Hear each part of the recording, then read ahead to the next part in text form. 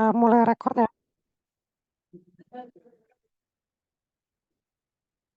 Oke, baik. Selamat sore semuanya. Kita di kesempatan kali ini kita akan bahas soal OSP tahun 2019 yang bagian astronomi ya. Oke, kita akan coba lihat soal ini ya. OSP 2019 bagian astronomi seperti itu. Nah, coba kita lihat ya adik-adik. Di sini ada bacaan. Coba kita lihat dulu bacaannya. Apa yang membuat sebuah planet berpenghuni? Oke, coba kita baca di sini. Sejak tahun 1995, sekitar 3.700 ekstrasolar planet atau kita kenal dengan exoplanet telah ditemukan. Namun dari sekian banyak planet, hanya sejumlah planet kecil yang kemungkinan bisa mendukung kehidupan dalam arti layak dihuni atau habitable. Menurut ukuran kita di bumi, astronom berupaya secara menerus menjelajahi alam semesta, mencari tanda-tanda kehidupan dalam maupun di luar tata surya kita. Menelaah secara mendalam suatu objek langit dengan mengarahkan seluruh upaya dan waktu sangat mahal dan percuma. Oleh karena itu, astronom mencari petunjuk tertentu dari objek langit dan menentukan apakah memiliki potensi mendukung kehidupan, atau dengan kata lain, apakah layak dihuni atau tidak. Atau tadi ya, habitable atau tidak. Faktor-faktor yang menjadikan sebuah planet layak huni atau habitable, antara lain, planet tersebut berada pada jarak tertentu yang tepat dari bintang induk. Zona di mana planet ini layak huni disebut habitable zone. Bintang induk haruslah bintang yang stabil dalam, artinya setimbang secara hidrostatis. Planet tersebut hendaknya tidak memiliki massa yang terlalu rendah, rotasi, dan berevolusi seperti halnya bumi. Struktur planet itu memiliki komponen inti cair dan juga atmosfer. Menurut Lembaga Penerbangan Antariksa Amerika Serikat atau NASA, sebuah benda langit untuk bisa mendukung kehidupan haruslah merupakan daerah dengan liputan air yang luas.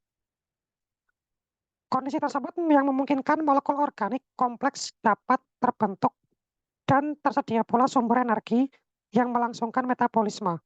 Salah satu perumusan untuk memperoleh batas dalam atau RI dan batas luar atau RO dari zona layak huni diberikan pada situs PHL, Mapping the Habitable Zone. Jadi ini untuk ini ya, untuk kita tahu batas dalam dan batas luar atau RI, RO. Ini sudah ada rumusnya.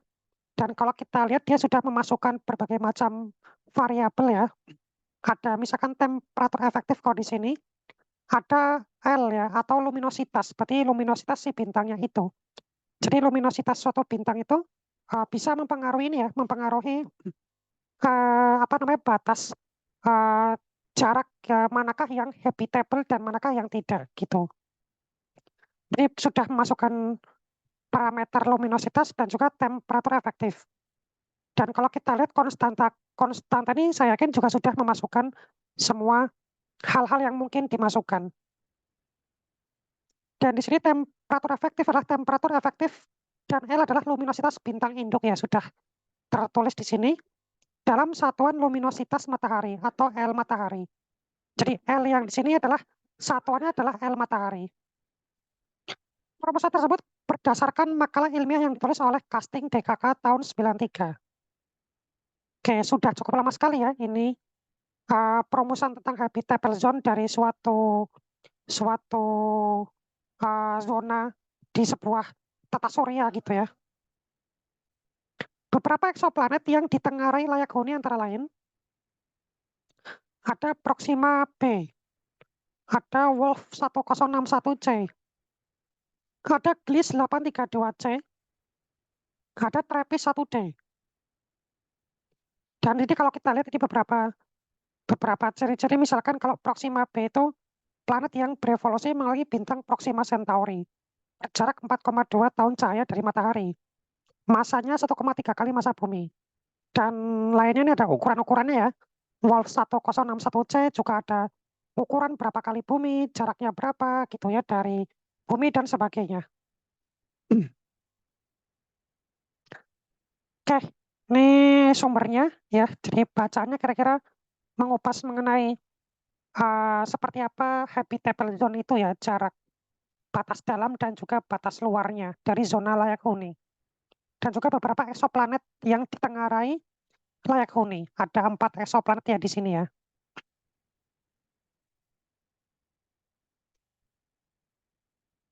Kemudian di sini ada daftar konstanta, ada konstanta gravitasi universal, massa bumi, massa matahari, luminositas matahari, 1 astronomical unit, 1 angstrom, sampai 1 PC, 1 milliarc second, dan sebagainya. Jadi daftar konstantanya cukup lengkap, dan mungkin beberapa akan kita pakai nanti di dalam perhitungan. Oke, sekarang kita ke nomor 1. Nomor 1, deteksi eksoplanet pada hakikatnya mengamati bintang induk sistem keplanetan. Karena bintang induk yang bercahaya, cara mendeteksi eksoplanet adalah, jadi kata kunci yang ditanyakan tuh di sini ya. Kata kunci yang ditanyakan adalah bagaimanakah cara mendeteksi sebuah eksoplanet ya. Jadi kalau kita bicara cara mendeteksi eksoplanet itu sebenarnya ada beberapa cara atau beberapa metode untuk mendeteksi sebuah eksoplanet. Nah, mungkin kita coba buka papan tulis ya agar lebih jelas.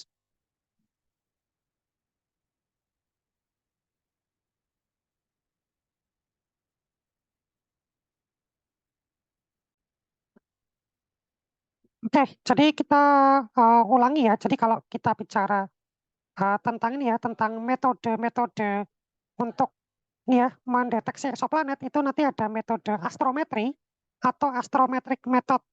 Jadi kalau metode astrometri atau astrometric method itu merupakan metode yang dilakukan ketika misalkan gini, ketika kita misalkan mengamati sebuah bintang, nah jika suatu bintang itu diorbit oleh objek lain, maka nanti kalau diamati, maka nanti bintang itu akan tampak berosilasi pada amplitudo tertentu. Nah, itu adalah metode astrometri. Tapi kalau metode pergeseran Doppler itu merupakan metode di mana ketika sebuah bintang itu menjauh gitu ya, maka dari pandangan kita, maka spektrum warnanya akan bergeser ke spektrum berwarna merah atau terjadi redshift. Tapi ketika dia mendekati kita, maka akan terjadi pergeseran warna biru atau akan terjadi blue shift. Nah, itu metode pergeseran Doppler. Kemudian selain metode tadi ya, pergeseran Doppler dan juga astrometrik, itu kita punya metode pulsar time atau metode pulsar.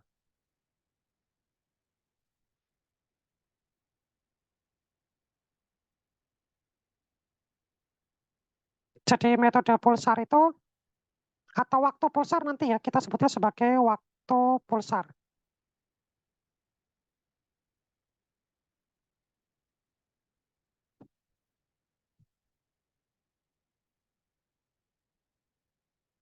Jadi kalau pulsar time itu nanti begini kalau pulsar time.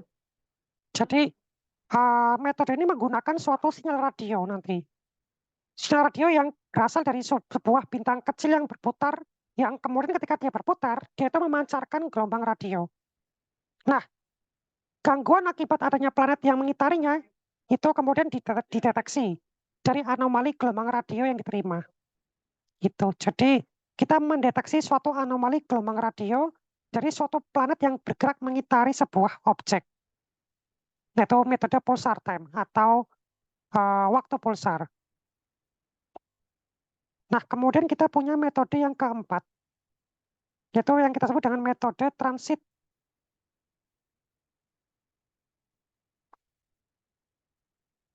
Nah, jadi kalau untuk metode transit itu, kita mengamati perubahan fluks bintang akibat planet yang melintas di depan bintang itu. Jadi pas kita mengamati sebuah bintang, itu nanti akan ada perubahan fluks ketika si planet melintas di depannya. Misalkan gini, kita punya sebuah bintang ya. Bintang ini, misalkan ketika si planet itu bergerak melintas ya, melintas gitu. Nah, pas si planet bergerak di depannya ini melintas, maka nanti fluksnya itu akan berubah. E-nya akan berubah gitu ya. Nah, itu metode transit itu si planet sedang transit gitu ya.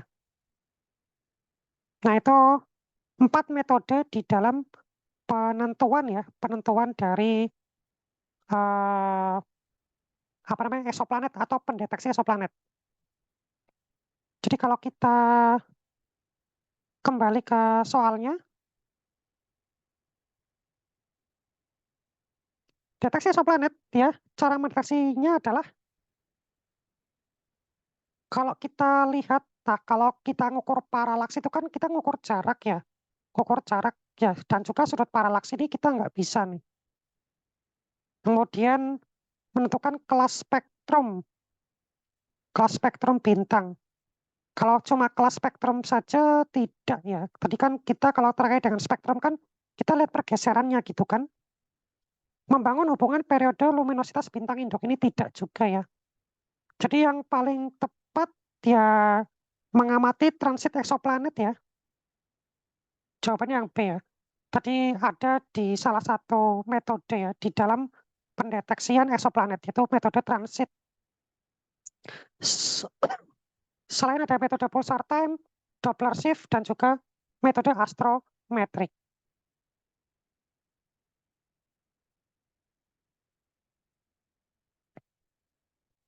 Oke, jadi nomor 41 jawabannya B. Nah, sekarang kita ke nomor 42. Apa yang bisa ditentukan dari pengamatan kurva kecepatan radial bintang induk yang memiliki eksoplanet? Apa yang bisa ditentukan dari pengamatan kurva kecepatan radial bintang induk yang memiliki eksoplanet? Oke, semoga bisa dipahami adik ya. Jadi, kalau misal nih kita mengamati sebuah kurva kecepatan radial ya, kecepatan radial suatu bintang induk, dan bintang induk itu punya eksoplanet. Nah, apa yang bisa kita amati ya? Jadi kita perlu paham terkait dengan kecepatan radial ya. Kita perlu paham terkait dengan kecepatan radial. Oke, kita buka lagi papan tulisnya. Ini tadi 41 ya, saya kasih tanda 41. Sekarang kita ke nomor 42 ya. Jadi untuk nomor 42. Ya, jadi seperti tadi saya katakan bahwa kita itu harus memahami terkait dengan apa itu kecepatan radial ya. Atau VR ya, kita sering sebut dengan VR. Jadi kecepatan radial itu kalau misal di dalam suatu grafik kecepatan radial ya, kita coba gambarkan dulu grafik dari kecepatan radial ya. Misalkan kita punya suatu buah grafik kecepatan radial.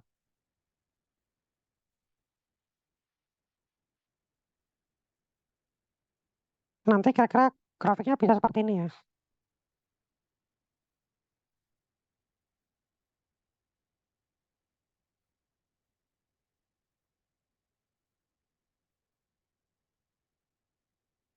Jadi ini adalah eh, nanti sumbunya ini dia menunjukkan VR, sumbu yang Y, sumbu yang Y akan menunjukkan VR,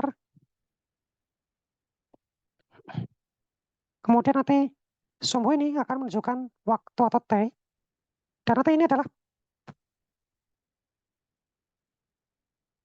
nah dari nanti kemudian akan, apa namanya, akan ini ya, akan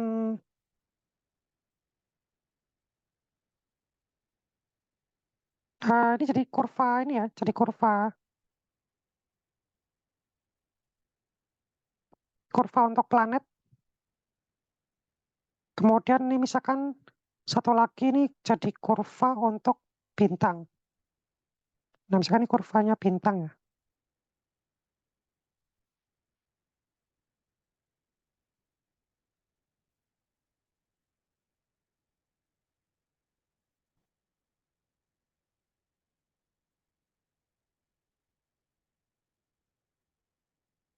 Nah, kemudian ini jadi ini kurva kecepatan radial. Nah, kemudian kita harus tahu ya rumus dari kecepatan radial. Kecepatan radial itu dia rumusnya VR sama dengan 2pi per T kali A kali sin E. Jadi VR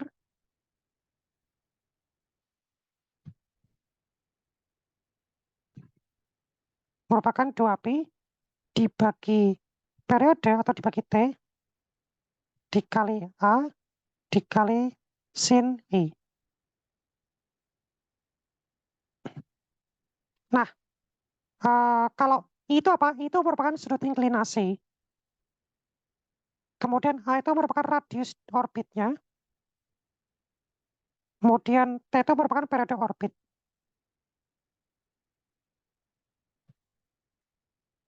Sudut inklinasi ya. Kemudian A itu merupakan radius orbit. Kemudian T itu merupakan periode orbit.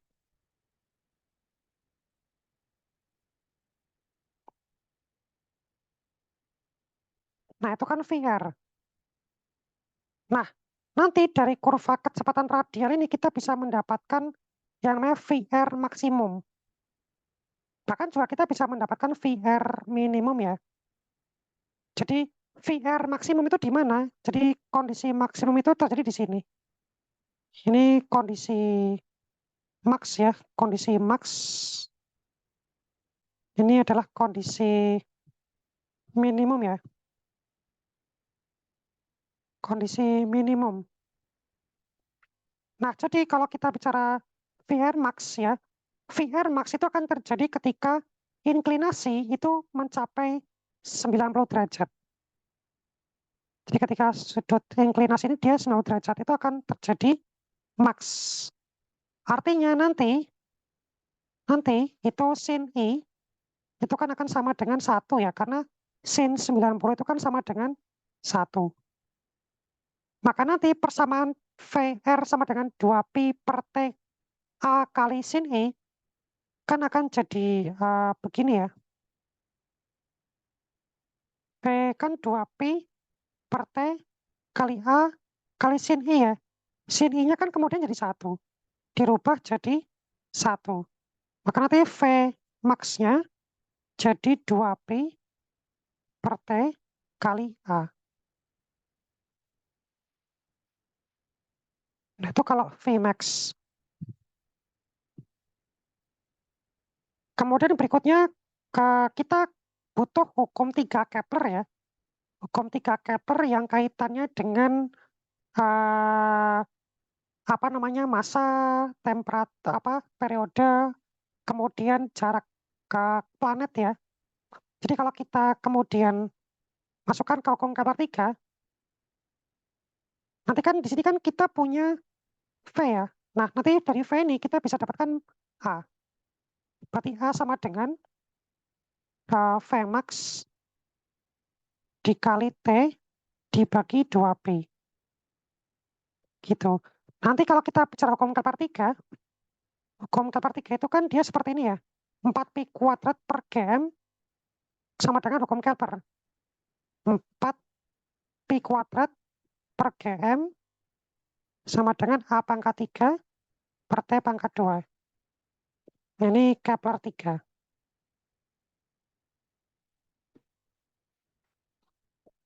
Nah, nanti A-nya kita substitusikan di sini. Jadi A-nya kita ganti dengan Vmax kali T per 2Pi dibagi T kuadrat. Ini jangan lupa pangkat 3 ya. Pangkat 3, 4Pi kuadrat per GM.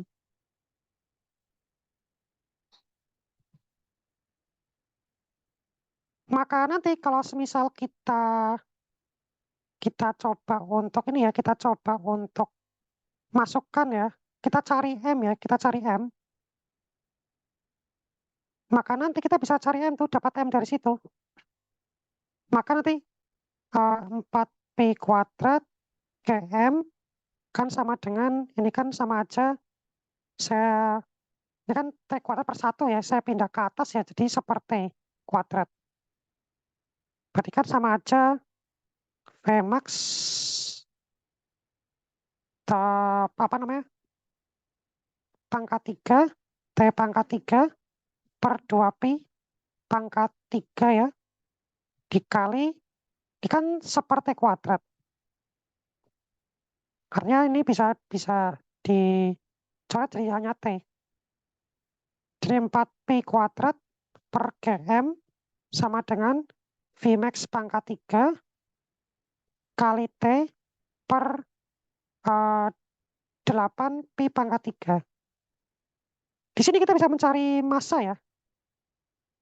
Jadi nanti massa ini itu akan sama dengan 4Pi kuadrat. Oh, Pi pangkat 2 kali Pi pangkat 3 itu sama aja kayak Pi pangkat 5 ya. Pi pangkat 5, kemudian 8, berarti 8 kali 4 berarti 16, 32 ya. 32 dibagi Vmax pangkat 3 T. Maka di sini kalau kita lihat terkait dengan ini ya, kurva kecepatan radial, kita bisa mendapatkan data massa planet gitu ya.